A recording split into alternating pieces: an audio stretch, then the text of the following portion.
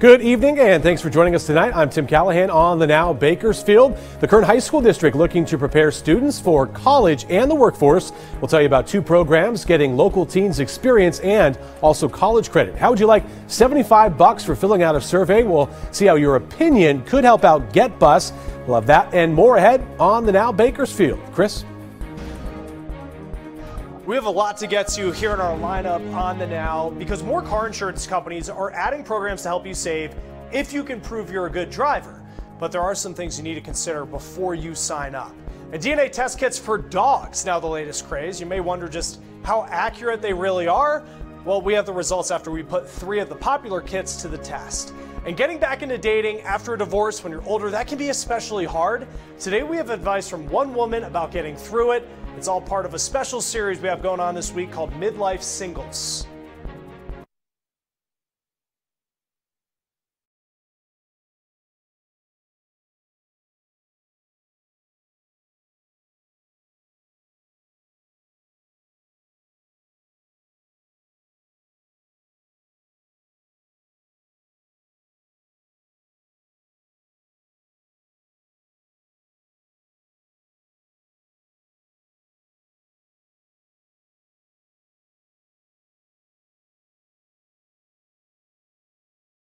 Kern High School District offering students a way to jumpstart their college education and their career through 2 new programs, one offering workforce training, the other offering college credit. The Now's Scott Sheehan takes a closer look in this week's Kern Back in Business.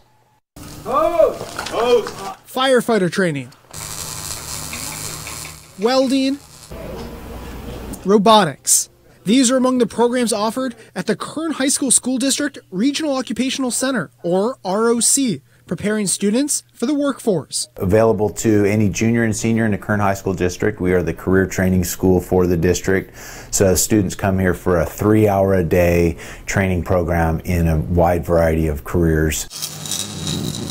Currently, there are 27 programs offered at the ROC, with 5 more being added next school year. But training future KSD grads for a career in the Kern County workforce isn't the only program they offer. The other is their dual enrollment program. The class of 2019 is the first graduating class to have had access to college credits their entire high school careers, thanks to the dual enrollment program. So they get the introductory course done while they're in high school. It connects them to the college as part of the pathway, and then when they start college, they've already got those 1 or 2 classes out of the way. They start at the 2nd or 3rd course in the sequence. Miller says those colleges they're paired with are Bakersfield College, Cal State University Bakersfield, and Saracoso College. Cameron Barnes is a senior enrolled at the ROC. He's working through their firefighter program. He says their program is giving him a step up on his future competition. Being a firefighter requires a lot of prerequisites before you go into college. So having this class actually is a good opportunity to get ahead on some of those prerequisites and kind of get a foot in the door before anybody else does. Barnes says being a firefighter has been a lifelong dream. I've been intrigued by the fire truck ever since I was little. Now Barnes says he wants to work as hard as he can in a high school program to be ready for college and a future as a firefighter. It's really helpful that we get to have some BC credits and we just go right up the hill and we get to transfer them right over and without costs or without really any hassle. So dual enrollment has played a big part in my life so far. Programs at the ROC give students a hands-on learning experience, as well as the opportunity to learn from current professionals in their field. Tiana Mitchell is one of those professionals who came up from the Los Angeles City Fire Department to talk with a class. She says she wished she had access to either the ROC or the dual enrollment programs when she was in school. If this was around and I would have been more receptive to a program like this back when I was in high school and junior high, I would have participated in it very early in age. And that's why I give back a lot of my time with Los Angeles City Stentorians to teach individuals, young ones, take advantage of this. It's here. You're in full firefighter outfit. You can also do culinary, you can do video game programming here. What suggestions do you have to your fellow classmates to leave the traditional classroom setting to come here to get the kind of hands-on learning for your future? So I would definitely say just focus on the future and kind of see where you see yourself in a couple of years, and if you see yourself in one of these programs that they offer here, definitely get involved with your counselor and get connected, and then once you do, you end up in the program that you want to be in, just make sure you work hard and dedicate yourself to the program. Both the ROC and the dual enrollment programs are free for KHSD students. And for students like Cameron Barnes, he says the ROC gives him a chance to test different careers before joining the workforce. And the dual enrollment program will help him save time and money when he starts his college career. For the Now and Kern Back in Business, Scott Sheehan, 23 ABC News. Learn by doing. Pretty cool there. Golden Empire Transit looking to improve rider experiences all across Kern County. They're asking people to answer a quick survey about their services. The survey taking place this week, asking for the community's opinion on their customer service experience, riding the bus through their routes, and many more on that survey. Deaky Fox with Golden Empire Transit says they're also looking into why less people are choosing to ride. Fox says ridership has been on the decline for about a decade, and they want to figure out what they can do to get more people on board. Get is even offering to pay you for your opinions. So tonight from 6 to 7:30, you can come to Kern Council of Governments, which is at 1401 19th Street. That's for community only, for non-riders. That's really important to know. And you get a $75 stipend to answer questions for us to give us better feedback. If you can't make it tonight to fill out the survey, there will also be people taking surveys on the bus this week. Surveys also available online. Rabobank has announced their business is being bought by Mechanics Bank, meaning a possible name change is in the future for downtown Bakersfield and the Rabobank Arena. The buyout was announced today and was approved by each bank's board of directors. Through the acquisition, all Rabobank locations will take the name Mechanics Bank. Mechanics Bank has 44 branches throughout the state, while Rabobank has 100 branches. There are 5 Rabobank locations here in Bakersfield. The total transaction reportedly costing more than $2 billion. Well, let's start our Now news feed. Border Patrol has been keeping a close eye on immigration activists and journalists at the border. NBC News says authorities threatened 4 immigration attorneys and a journalist after they didn't give information like unlocking their phone. They were threatened with arrest. The government says it's looking into those claims. Well, Democrat Beto O'Rourke raising a lot of money and doing it fast. $6.1 million in just the first 24 hours of his presidential campaign. That is the largest amount in the first day of any 2020 Democrat that is running for president so far. Apple putting out new versions of the iPad today. New iPad Air and Mini, they have better graphics and performance, and Apple's also expected to launch a new streaming service next week, according to CNBC. Well, prove you're a safe driver, get a better deal on your car insurance. Now, many insurance companies now offer these programs, but you have to weigh your savings against the extra data that you're sharing. Now, these programs called usage-based insurance, they work a couple of different ways. Some use a device that you plug directly into your car. Others monitor your driving through an app. Now, they all look for all kinds of stuff like examples of speed and how you brake and even how much driving you do at night. Now, the deals that you get for good driving, they do vary. Some of the companies offer a percentage off your premium. Others give you cash back, but you want to be aware here. Sometimes your driving habits, if they are bad, they can actually get you a premium increase with these programs. Now, besides that bump in the road, the other issue with these programs is just the data that they're collecting about you, like your location or a lot of the places you go to. Well, even if the program doesn't explicitly track your location, your movements, like those accelerations and brakes, they can sometimes be used to get a general idea of where you are. DNA test kits for dogs, they are the latest craze, but you may wonder just how accurate they really are. Ahead, we're going to put 3 of the popular kits to the test.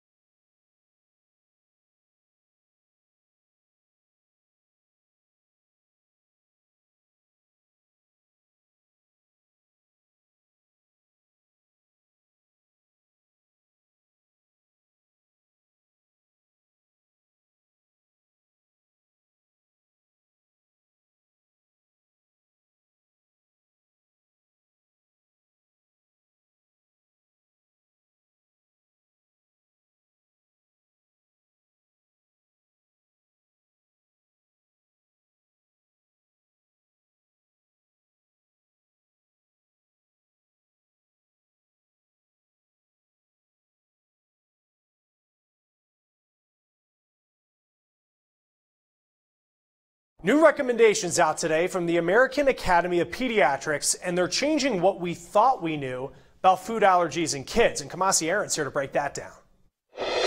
Chris, they now say you can give babies foods that are considered highly allergenic, like peanuts, eggs, and fish, as early as 4 to 6 months old. They used to say that you should wait until babies were older, but now they say to go ahead and give them those foods when you introduce others, like fruits, veggies, and rice. In fact, the AAP says giving peanuts to babies considered high risk as early as 4 months old may help them avoid developing an allergy. A high-risk baby would be one who has a close relative with a peanut allergy.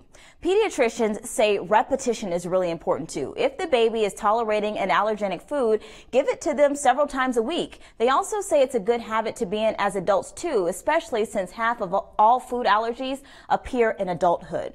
Now, it's important to be able to recognize an anaphylactic reaction just in case. Doctors say in babies, this is more likely to be hives and vomiting instead of difficulty breathing. If your baby does experience these after trying an allergenic food, get medical help right away. Kamasi, thank you. And new today, low-dose aspirin is no longer recommended as a way to reduce your risk of heart attack if you're an older, healthy adult. Now, both the American College of Cardiology and the American Heart Association agree on this. They cite studies that show, at worst, low-dose aspirin may raise the risk of internal bleeding or even early death. Now, even if it doesn't affect your health, it may just, frankly, end up being a waste of money. Instead, you should focus on just having a healthy lifestyle and controlling your blood pressure as well as cholesterol. Medical experts are saying that an Apple Watch, it may help detect an irregular heartbeat, but only sometimes. A new study from Stanford University showed only about half of all people received a warning from their Apple Watch about a possible heart problem. Doctors found an EKG patch was much more reliable. Interesting. Well, the first day of spring nearly here, and you know what that means, spring cleaning in full effect. But this year, you may want to clean out more than just your closets and cabinets. Good Housekeeping saying if you'll be doing some spring cleaning soon, you may want to donate any clothes, shoes, and accessories that you've haven't worn in the last 6 months. Also, don't stop at just your closet. Make it a point to clean out the kitchen, going through the cabinets. My wife did that this weekend, checking expiration dates on food, tossing out old spices and other items. Lastly, do a digital clean out and delete apps that you don't need or don't use. It'll free up some much needed space on your phone to capture, Allison, just these beautiful, beautiful temperatures and conditions. Oh my gosh, and we had just a gorgeous sunset this evening, so you're definitely going to need all of that room for these beautiful photos. But today it was nice and warm, actually 13 degrees above that seasonal norm, which is at 69 degrees. Temperatures in the 80s. We haven't seen the 80s here in Bakersfield since November 2nd with a high of 81 degrees. Today, 82. So very nice, and you can expect temperatures in the 80s yet again tomorrow. That's all due to high pressure that is dominating over the region. That's what kept us with those clear, sunny skies all afternoon.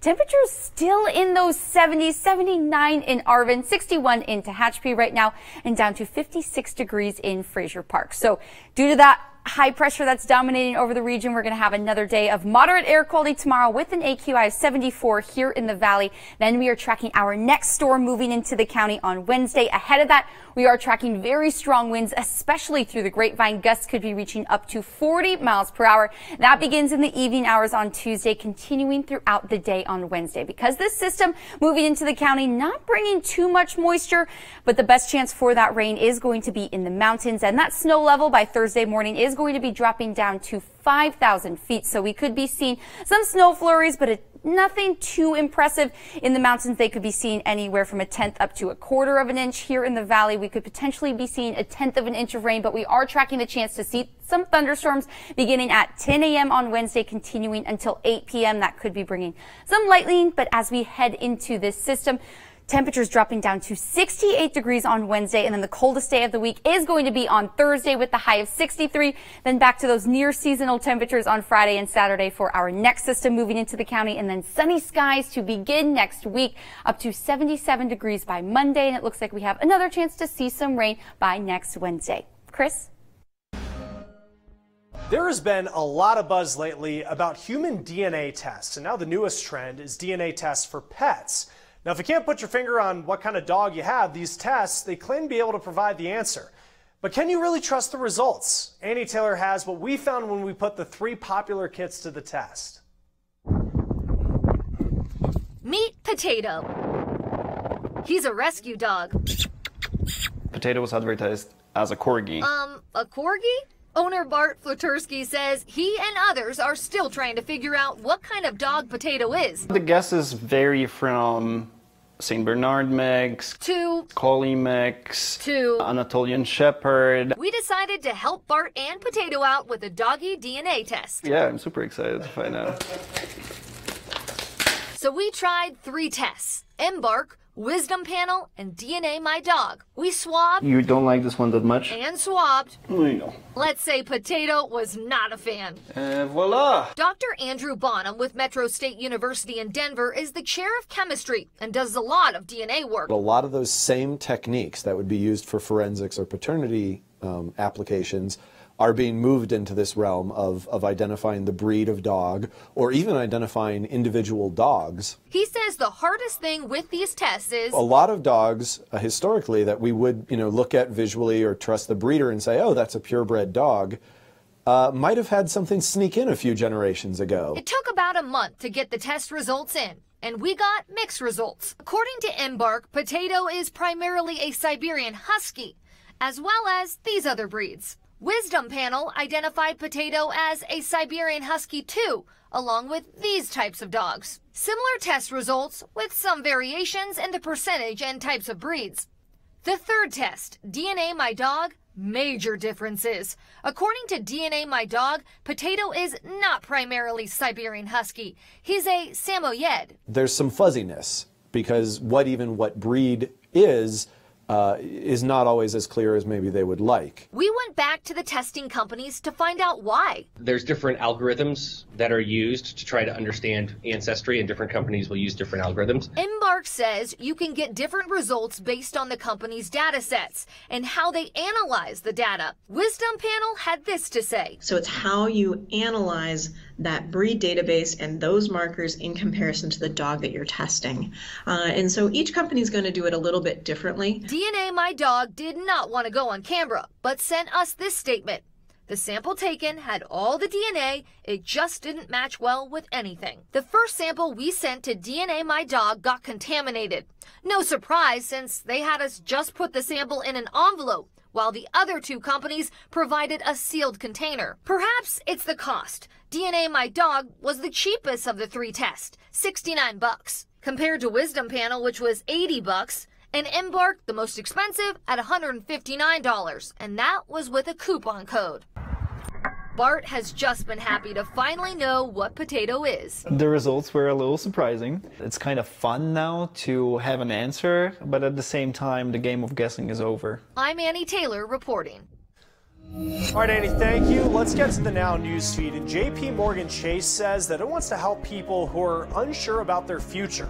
The company's investing $350 million in the next 5 years to training. The bank's CEO saying more needs to be done to help people stuck in low-skilled jobs and businesses that are struggling to find skilled workers. The Hallmark Channel cut ties with actress Lori Loughlin over the college admissions scandal, but the channel just revealed it's going to keep her show on the air. She won't be in it. When Calls the Heart's producer wrote on Instagram that show will continue on. Well, we are coming up on the 50th anniversary of Neil Armstrong's walk on the moon. His alma mater opening a display today showing some of his personal documents from fan mail from the 60s. Purdue University going to have that on display until August 16th. Well, let's get back to the lineup here. And for a lot of people getting back into dating after a divorce, especially if you're older, that can be really hard. Today, we have advice from one woman about getting through this. It's all part of a special series we have going on this week called Midlife Singles.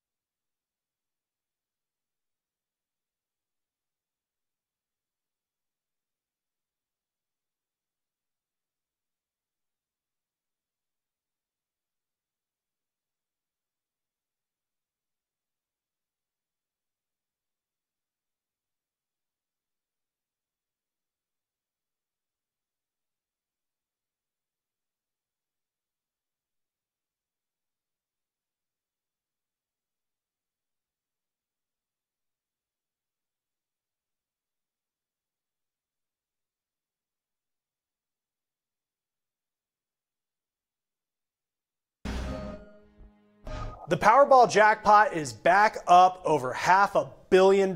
Yeah, one of the top 10 biggest jackpots in game history. No one's won for over 2 months. The last big hit was in December. You have until Wednesday night to get your ticket for the next drawing.